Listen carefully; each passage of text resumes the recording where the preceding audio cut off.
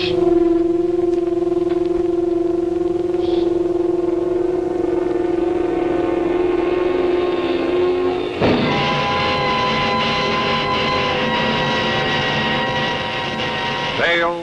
of Tomorrow.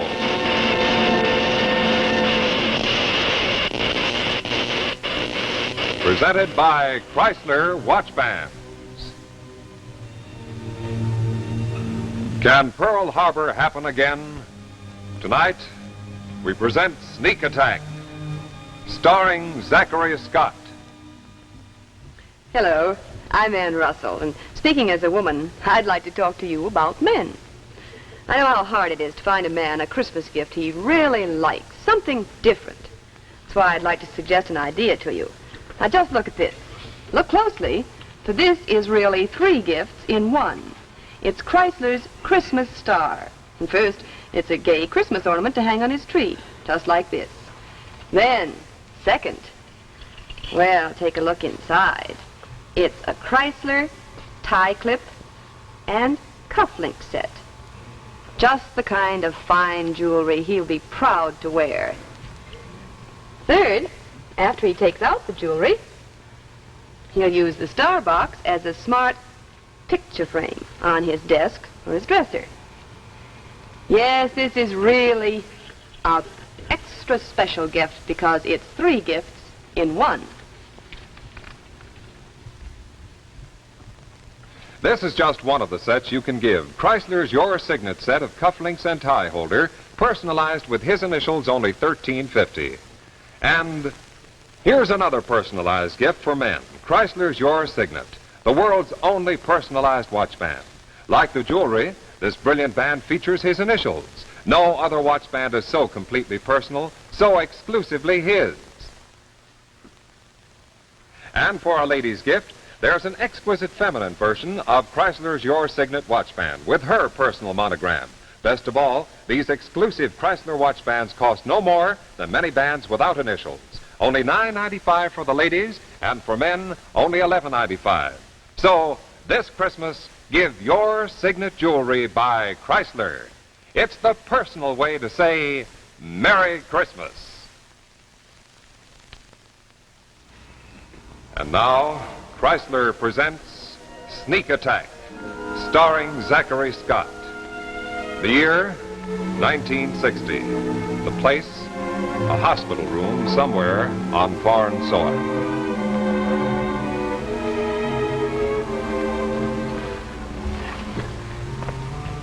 Well, good morning. What's for breakfast? I like that, Dr. Morrow. This is a spirit we must admire in Americans. This young man jokes, though he has every reason in the world to be dead. Name one. Well, we are. Rather, Dr. Morrow, he extracted 5 bullets from your legs. As a matter of fact, I do feel rather light. Thank you, Doctor. As a matter of fact, one of the best set-up doctors I've seen in a long time. How do you feel? Strictly the clinical approach, huh? Is there any pain in your lower limbs? No, you did an A1 job, Doctor. As a matter of fact, I don't feel as if I had any. You know, there for a moment I was afraid I would hardly have been so brutal as to ask you how your legs feel if... Well, it doesn't matter. Well, I didn't mean to give you the impression that I lump all of you people together, but that guy that shot me last night, that idiot... He was doing his job. You know, that interests me. You mean it's his job to shoot on sight anybody he sees wandering around this hospital? This hospital is not in the American zone. You were spying, Major Clinton. Father, you've been going through my pockets again. No, not I. The Colonel. Well, at any rate, this business is not my province. I'm in charge of the hospital. One of our intelligence officers undoubtedly will question you. Oh, by the way, Dr. Maroff takes care of this hospital. You'll be in very good hands. I'll drop in to see you from time to time. Bye. Wait a minute, Doctor. I'm the modest type, also ticklish.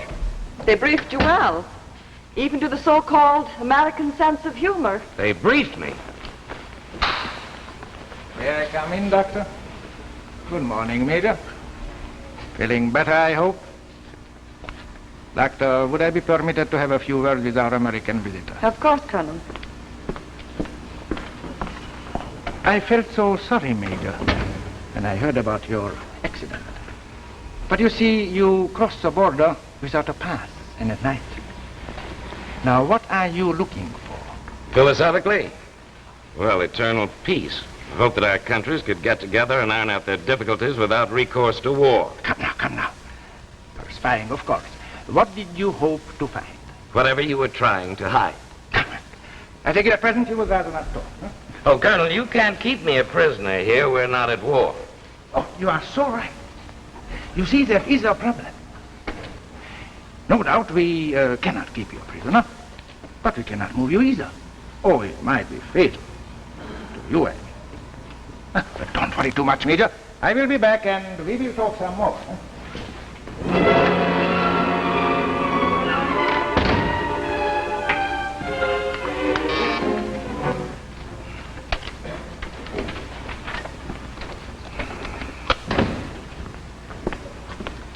Yes? I'm lonely. I'm bored. I mean, my legs hurt something terrible. Tell me, where did you learn to speak such perfect English? Well, I was born in Boston. I went to Harvard. I'm not bragging, Stop but it. Don't take me for a fool, Major.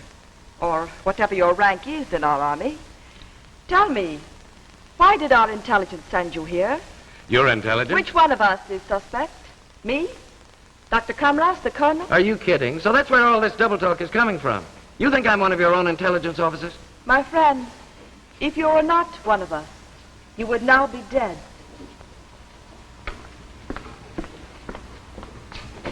Oh, nurse. Nurse, I mean doctor.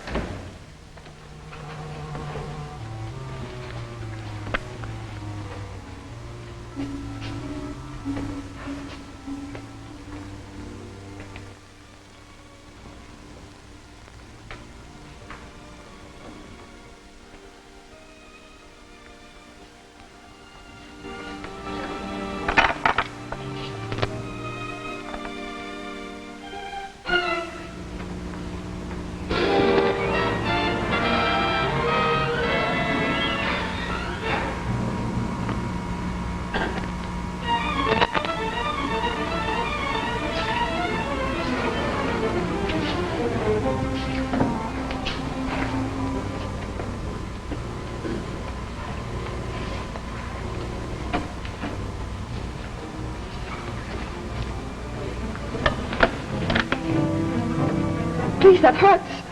Kind of late for a bed check, isn't it, Doctor? I'm not a very good artist. What did you hope to find? Please, the light. I'm not supposed to be here. Well? I'm sorry. I thought I might find on that paper something. I don't know, but something that might tell me who you are. Really are. You mean you still think I'm one of your own intelligence agents? Well, I thought there was something funny. A short-range machine gun blast and only 2 superficial leg wounds. Perhaps you're just lucky. 2? I thought you said You can walk. You can walk right now. Walk right out of here. Why did you tell them I was badly hurt? I thought it might be better if they didn't know you could walk. Don't expect a fast answer to that one. I happen to be on your side. It's that simple. Oh, now, wait a minute. Let's backtrack a little. First, you tell me you think I'm one of your own agents. Now, why would your government take one of its own men, shoot him, and plant him here in this hospital? This is not ordinary hospital. That doesn't answer my question. Our government is working on a secret project a short distance from this room. A weapon. I don't know what, but something designed to bring your country to our feet. But we're not at war. Doesn't that make any difference? Remember your history, Major? Remember Pearl Harbor? You were not at war then either. Yes. Our government is working on a secret weapon for a sneak attack. And the weapon is right here in this hospital. You know it or suspect it, or why would you be here? All right, sing it out, sister. What else do I know? Meet me halfway. If I am wrong about you, if you are, after all, one of us, I'm as good as dead. But listen, this is... Get back in bed. Someone might come in. Okay, but tell me, why should you tell me about this weapon, its location? Why? For 15 years, Ever since the end of the last war, many people in my country have lived with the dream that our propaganda was true. That it was your country that desired another war. Now my illusions are shattered. I don't pretend to know what goes on in your country, but this I do know. My nation is ready for war. Imminent and horrible. But that's crazy. Why should that be?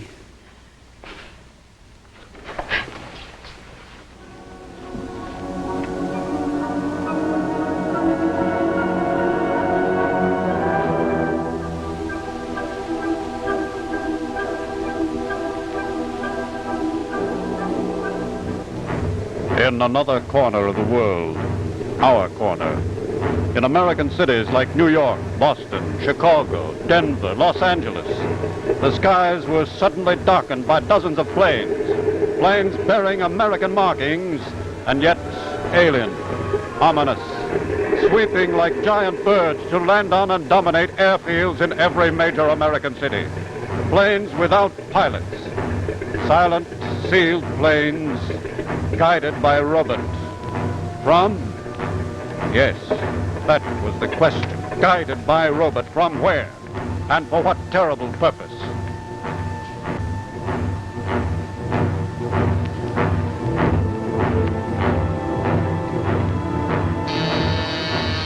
Yes? The Chief of Staff, Mr. President. Just send him right in. Secretary of Defense is here. No further calls. Yes, General. We've landed 5 more in the last half hour, Mr. President. That means that 25 robot-guided sealed airplanes are now sitting in major American cities. They're not our planes. We have no idea what's inside those ships, no idea who sent them. Or have we? I prefer not to think that. Not now. Not when their ambassador left my chamber not over an hour ago. And talked of peace, no doubt. Settling our problems around the conference table. Yes, as a matter of fact, he did. General, would you outline your plans? We're taking the only step possible at this point. A chemical warfare detachment in Denver is attempting to bore through the hull of one of those planes. Only one? Only one. Let's wait and see what happens. Is there any way of neutralizing the plane? Neutralizing what? We don't know what's in them. Chemicals, bombs, what do we neutralize? Yes, that's quite true. Yes? Mr. President, radio from 10th Army Air Force Headquarters, Denver. The robot plane, sir. It blew up. How bad? Sir, it says the entire city of Denver has been destroyed.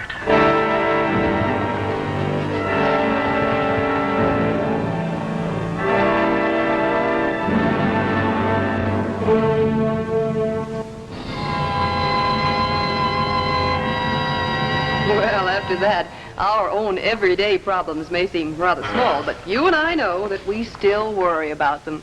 Well, take a situation like this, for instance.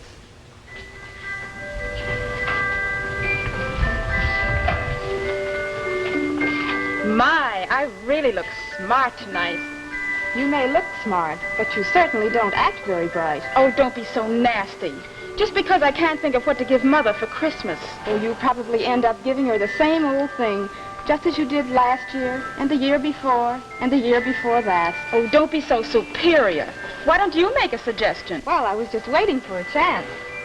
Now, here's something different in Christmas ideas. The new Chrysler watch band that features the jeweled look. Yes, this jeweled look gives any woman's watch new allure. So flirtation is the perfect name for these new Chrysler watch bands. Just look at these 2 genuine hand-carved cameos. See how beautifully Chrysler uses them to frame your watch. This is just one example of the Chrysler jeweled look. Imagine what such a flirtation band will do for any woman's watch. Isn't it lovely? Now let's get practical. Suppose she's washing dishes. Just slip these bands up out of the way. They're expansion bands. And all flirtation bands are beautifully gift packaged like this to make a really stunning Christmas gift. Best of all, a flirtation band costs only $10.95, tax included. Less than many bands without jewels. So this Christmas, make her watch look better than you with Chrysler. And now, back to our story, Sneak Attack, starring Zachary Scott.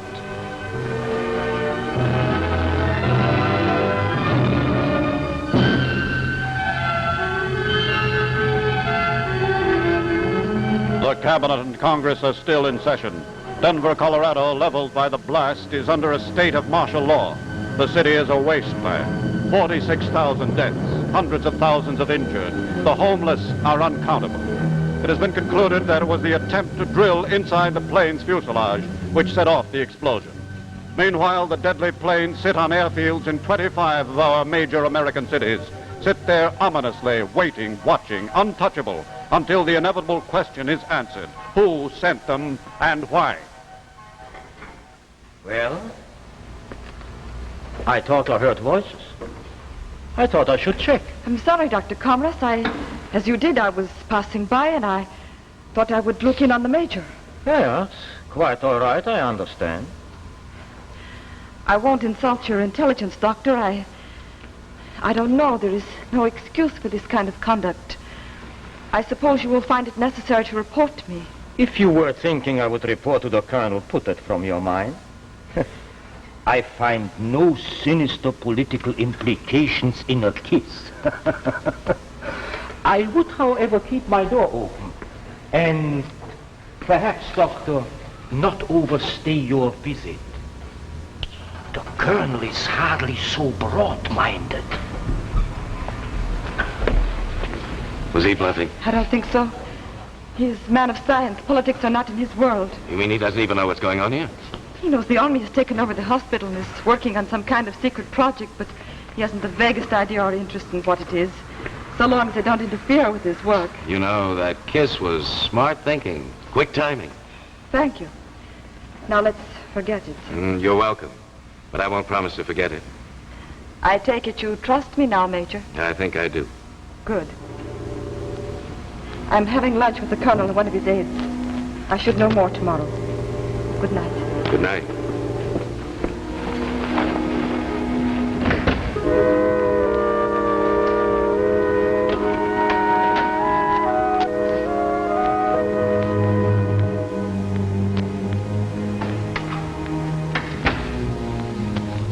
Ladies and gentlemen, the President of the United States. Fellow citizens, 19 years after Pearl Harbor, we are again faced with a treacherous attack. 5 hours ago, Ambassador Chernoff handed me a note canceling our peace talks. The planes that sit idly in our airports are still another sneak attack. In this most critical moment of our nation's history. Major, please. What? Please be quiet. We have struck. Listen to me. This is a trick. It's all over the shortwave radio. The secret is out. We're too late. I didn't find out in time. Our warnings can do no good. Our planes had landed. Planes? So that was it. Sealed bombs on planes.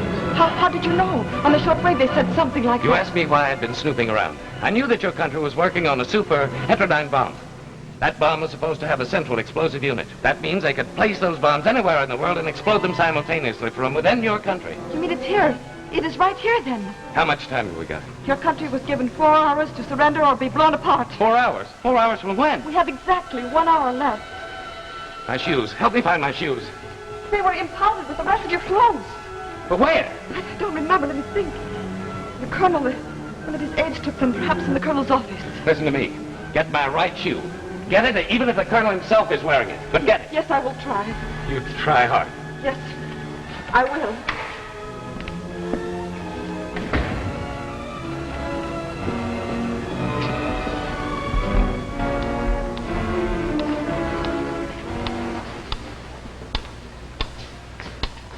We're moving as many women and children as we can to safe areas. We'll evacuate everybody we can, and that's all we can do. Here are some figures, sir.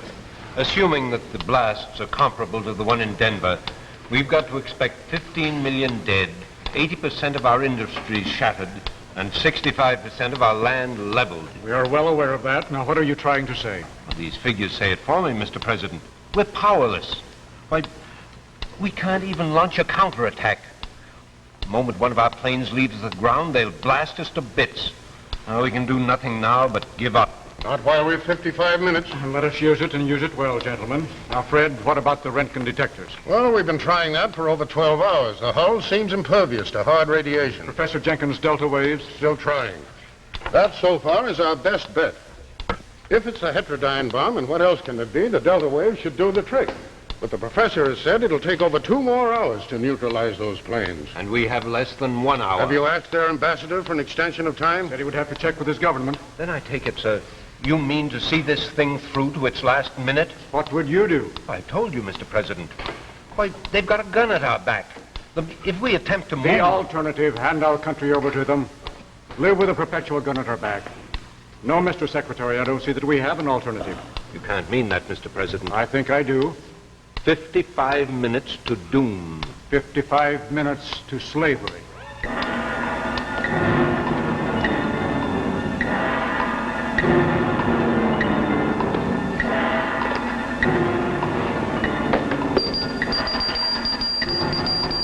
Here, you may need this. What is that? Nitroglycerin. To keep a supply on hand for our coronary patients. Be careful with it. Turn it over. Now, watch the door.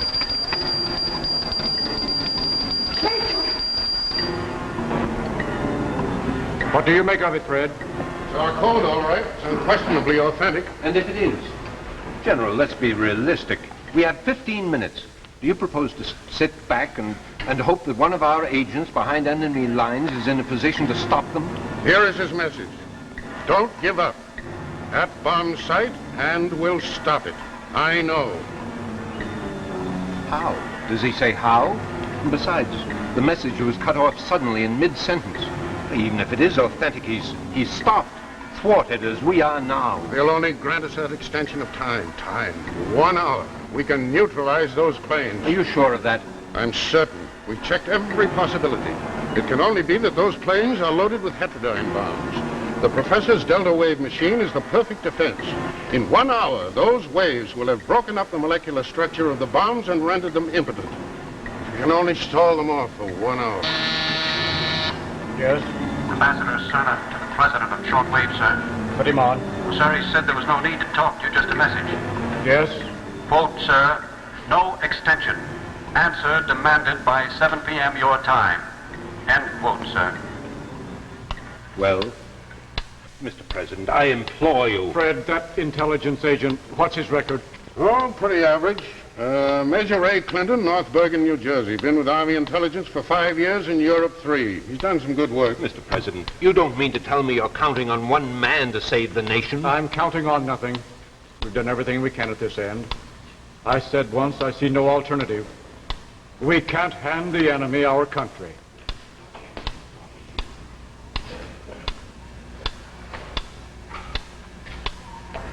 You are indeed a charming-looking couple, aren't you? Major, will you toss me that radio? Well, I take it you know by now. In a matter of 5 minutes, your country will be annexed to ours. I doubt that. Or be blown up. Well, that room isn't very well guarded, is it, Colonel? How clever. So you found out about it, huh? Well, no matter. Doctor, would you stand there where I can see? I like to look at your face. It is such a nice face. Come on, relax, Colonel. Now, if my country's going to give up, we're going to be teammates. You might as well sit down, relax. We'll have a little chat, get acquainted. Who pulls the switch? Switch! You seem to know quite a bit about our weapons. Or are you guessing? I know. It's my job. It's what brought me here. Tell me, Major. Well, it's no point in secrecy now. In 4 minutes, it's all over, one way or the other. Tell me, Major, how did you get to this place?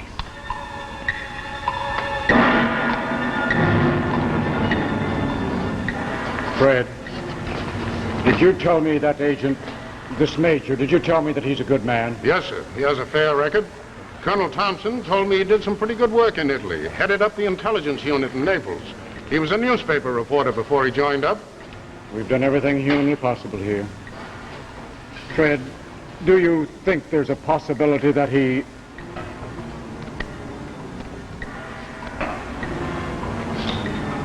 Does that clock make you anxious? We can easily help on that. Your leg, that must have hurt. Never mind, didn't do him any good. Get that vial. Come with me. You stay here. No, we can help. All right. Either way, we're dead. Yes, either way. Here, take this. I've got to get in that room. Tell those guards that it's the colonel's orders. Tell him I had to make a last-minute appeal to the United States. What?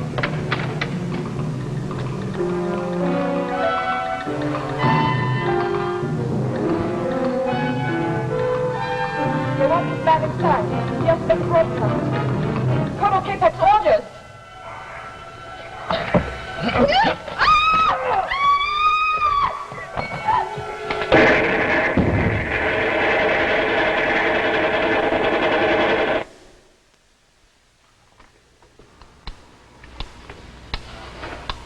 It's past. Past! That's Major Clinton. I wonder... We've time now. Yes. Yes, we've time now. Time to answer still another sneak attack. 1941, 1960. When does it end? When will they realize that we've tasted liberty and prefer death to life on our knees? When will they realize that we want only peace and freedom?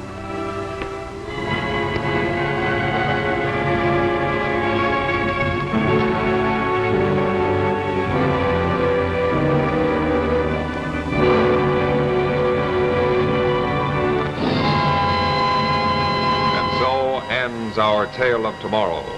2 weeks from tonight, look for The Invader, starring Ava Gabor and William Ives. And now, a final word from the Chrysler Kids.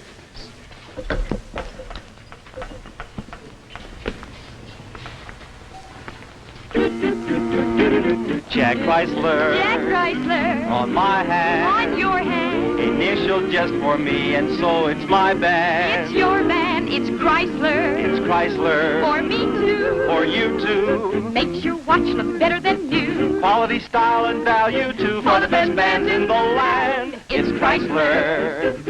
Makes your watch look better than new. Makes it personal just for you. It's Chrysler.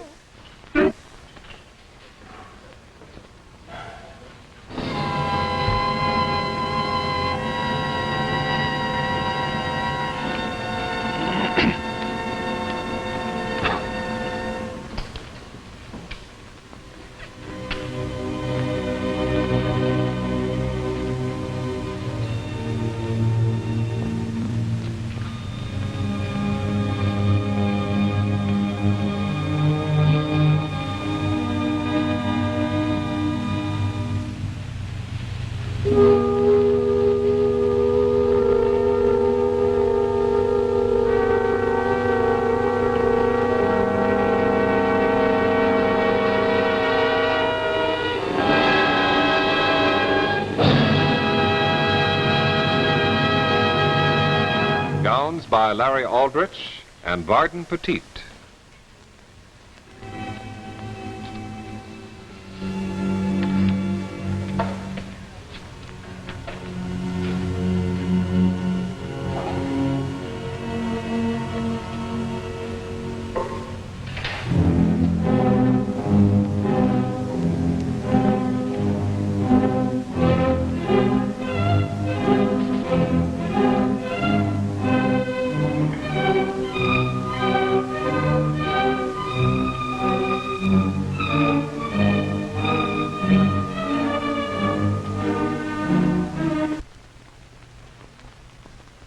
Men, make your watch look better than new with Chrysler's handsome Monte Cristo expansion watch band with a richly enameled crest.